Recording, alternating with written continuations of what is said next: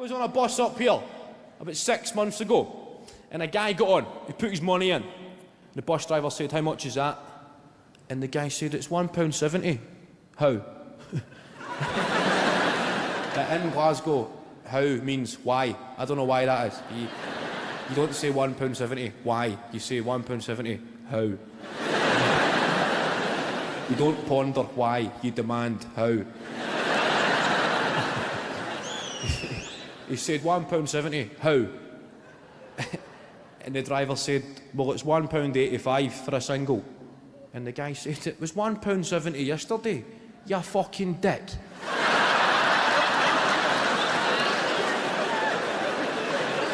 Classic negotiation tactics. But the driver held his nerve and he said, "Well, it's £1.85 today, you fucking dick." It was good. So on public transport, you see a battle of the wits like this. And the guy just lost it. He said, £1.85. I don't want to buy the fucking bus.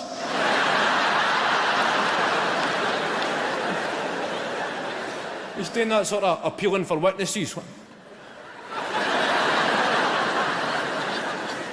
And it goes on, and the guy starts punching the bit of perspex to get to the driver. And over years of taking the bus, I have familiarised myself with the onboard safety instructions. When a guy kicks off with the driver, don't even fucking look, just turn, look out the window, stare at the chewing gum, and go to a happy place.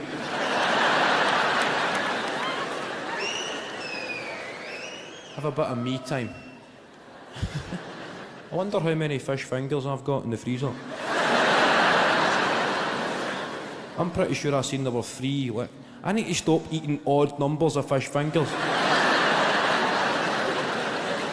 That was inevitable. There was going to be 3 left. Now what the fuck am I going to do with 3 fish fingers?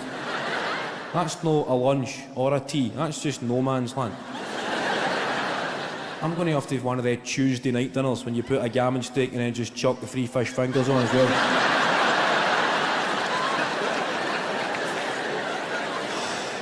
Something in combo. Wherever you go in your happy place, you start to find that you get to know yourself. I looked at the window and there was a stationery shop. I never knew I liked stationery until that minute. I just looked there and going, "That's a fucking great deal on rubbers." When was the last time I rubbed something out? I might go in there, buy their rubbers, I might buy a pencil, sharpen it, a nice new pad, nice sharp pencil, write my name, and then just fucking rub it out. By the time I'd come back in for a landing, this situation had been resolved. A good Samaritan had put the extra money in just to get the bus moving, and the guy was on. He'd made it. Everybody's bracing themselves. Where's he going to sit? It's quite a quiet bus. I'm just going, fuck. The guy's on. And it was then I realised that I was sat in the seats that are designed for conversation. You know, the seats that face in opposite directions for people looking for stimulating debate with like-minded folk on the world's big issues. Speaker's corner, that's where I was sat. And the guy, he came in and sat right opposite me. He never recognised me, oblivious to the fact he was sitting opposite KVN. Never fucking... And the bus is pulling away. He's not going to a happy place. He's looking at that stationery shop. I might go in there and buy a pencil, sharpen it and stab him in the eye, the fucking wanker. The bus is going on, and he started talking to me. He said, "Where are you going, mate?" And I said, "I'm just going to meet my mate at the cinema." And he said, I've not been to the cinema in fucking ages. Right? And I said, "Oh, all right." Because they're struggling for small talk. You need to keep it going. You don't want the guy thinking you're being ignorant. I just said, "Oh, all right." And he said, "Do you ever see that movie, Social Network?" That's what he asked me. And I said, "Oh, the movie about Facebook." And he said, "Correct." As if you survived that fucking round.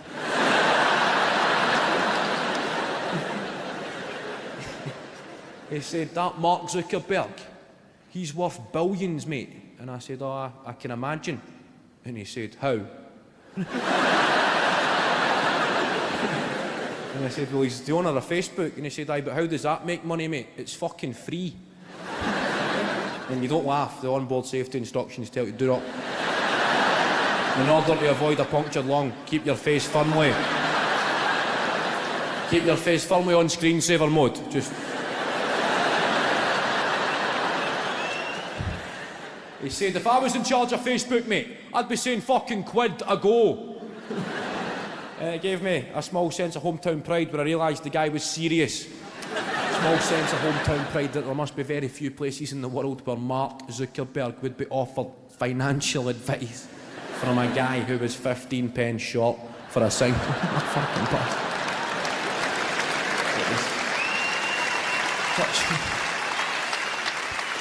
Under the coalition government, I love their proposals for the job crisis. David Cameron and their guys, the work experience programmes, creating jobs for people, just like normal jobs. The only difference being you don't get paid. If you're unemployed, you get to work, but you don't get any wages, but it's to boost your self-esteem. That's how fucking condescending. That's what people need. Last Friday of the month, I'm going to go and check and see if my self-esteem's in.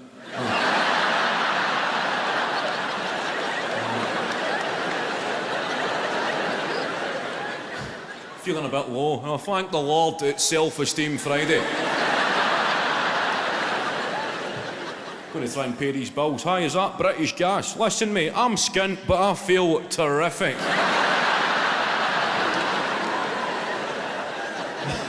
I'm wondering, are you prepared to accept self-esteem? Or maybe I can go on Skype and just smile at you. How's that?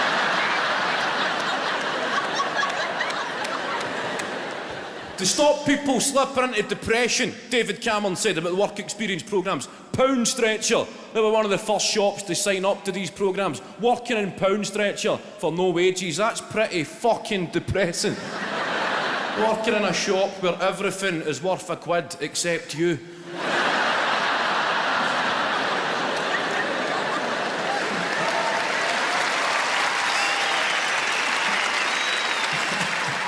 It's about as depressing as it gets. And I know, you look at these guys, now what the fuck would David Cameron know about being unemployed? Now, he's never been unemployed as fuck. David Cameron's never woke up at 3 o'clock in the afternoon. He's never had a packet of flaming hot Monster Munch for his breakfast.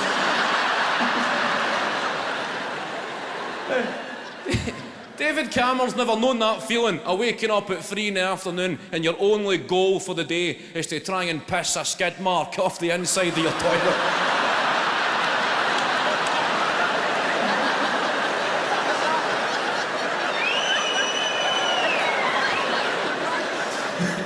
When you start seeing that as a challenge, okay, that's been 3 days, that's ridiculous.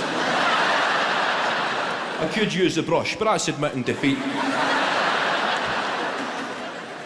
I'm going to get a glass of water, I'm going to fucking reload here. I'll be 2 minutes, just try to get a hard on, get a bit of pressure on this.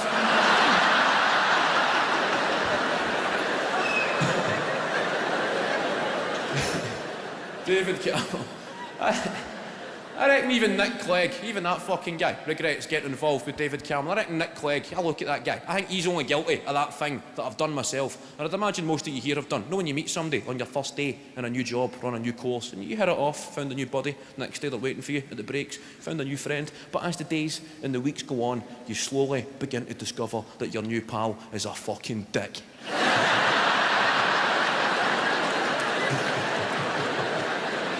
And everybody else knows the guy's a bell end, but it's too late for you. You've committed, and you're now known as the bell end's pal.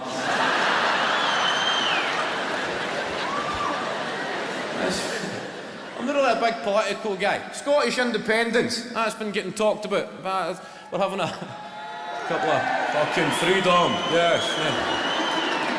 People booing, people cheering. I don't think anything's going to get resolved at a comedy show, but feel free to vent your opinions. 2014, that's when they're having the referendum. That's because it's 700 years after the Battle of Bannockburn. That's to get us fucking patriotic. And you know we're going to show Braveheart the night before that referendum. STV, 9 o'clock, as sure as fuck, Braveheart. I reckon we should also show Trainspotting, just to even it. Going fucking freedom, that's us. Oh, that's also us. quite an open-minded country, Scotland. I seen something quite refreshing. We had an anti-immigration demo. I'd seen this in the paper in Irvine. That's where they had an anti-immigration demo in Irvine, a place that has got fuck all and nobody would move to. That's where they had the anti-immigration demo. And it was quite refreshing that only 18 people showed up. I read that in the paper. There'll be a bigger turnout if the wave machine broke in the Magnum Centre. That would have been a turnout. That would have been a demo. There'd have been fucking animosity if that. I fucking brought the wee man down. And the wave machine's not working. Go and finish your slush puppy, son. Daddy's going to speak to the man.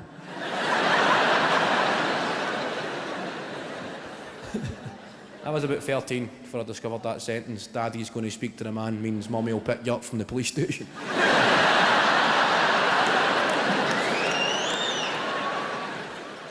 I don't really have an opinion on Scottish independence. I suppose I'm in the fuck it'll be a laugh camp. Maybe fuck it'll be a laugh. Maybe 50 years' time you'll turn on the National Geographic channel, see programmes like Scottish Border Cops.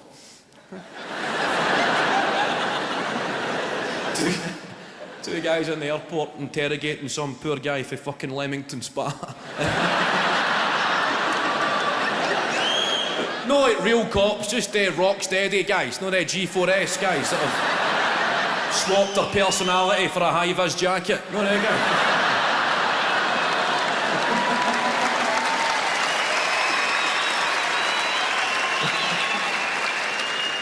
Watch that. Scottish Border Cops going through the guy's bag. And what's this? It's a banana. Why, are those illegal? I never said they were illegal, pal, but we don't fucking like them. Have we got any English in? Woo! Just one person there.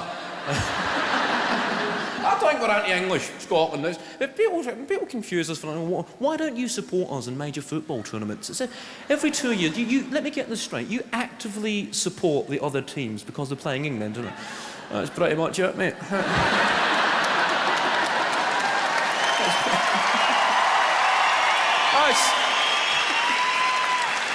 That's nothing anti-English though. That's just the England football team. Guys like fucking John Terry. He's quit, but I look at John Terry in the papers, he looks like the kind of guy, if he never made it as a footballer, you would see him outside a pub in Tenerife or somewhere going, you guys want a free shot tonight? You guys?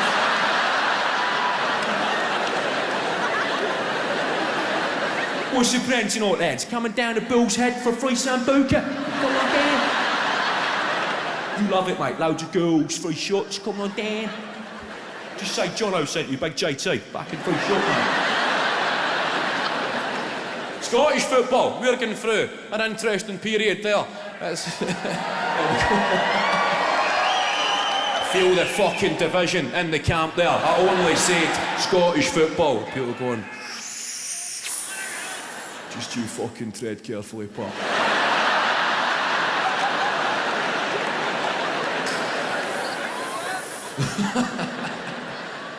I remember watching a Danny Dyer documentary about the old firm, and it was good to see somebody like him. Danny Dyer, he's the prick's prick, isn't he?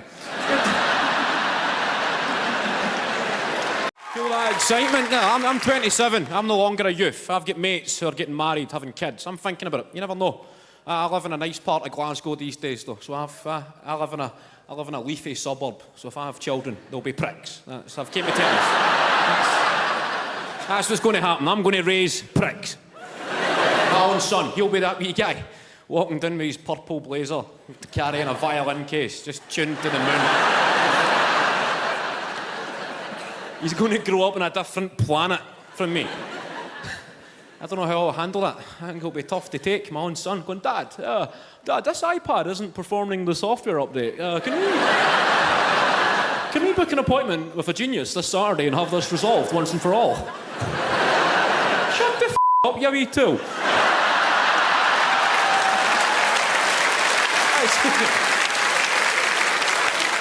That's the kind of father I'll be. You can go upstairs, find my golf club, go outside and chop some jaggy nettles. How's that sound?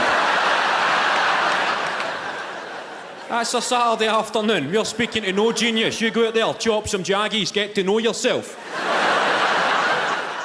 embrace the boredom, decapitate a few dandelions. That's that, young people. They don't know how to be bored anymore. Boredom's dying. They're just too busy checking Facebook. Just that hollow sadness that hits you when you're spending too much time on Facebook, just realising how much you hate your own aunties and stuff. Like T-Mobile are actually so frustrating. Auntie Janice, I despise you. I preferred the relationship pre-Facebook. See, once, birthday, Christmas, that twice a year. Great auntie, loved it. Just don't like your opinions and stuff. I used to get bored when I was young. I used to sit and record myself singing on a cassette player. Remember the days? Hit and play and record at the same time, singing mid-90s pop songs. That was me. Yes, baby, if you've got to go away. Don't think I can take the pain. Won't you stay another day, stay now? I was bored, and it created something beautiful. I tried to start a boy band based on that single that I released to myself, played it back. That was it, Element 4, that's what we were called. I gave me and my mates, because I was bored, gave me and my mates aliases, Earth, Wind, Rain, Fire, that was us. I was Wind, they laughed at me, that's it, I thought I'm going solo, Big Wind.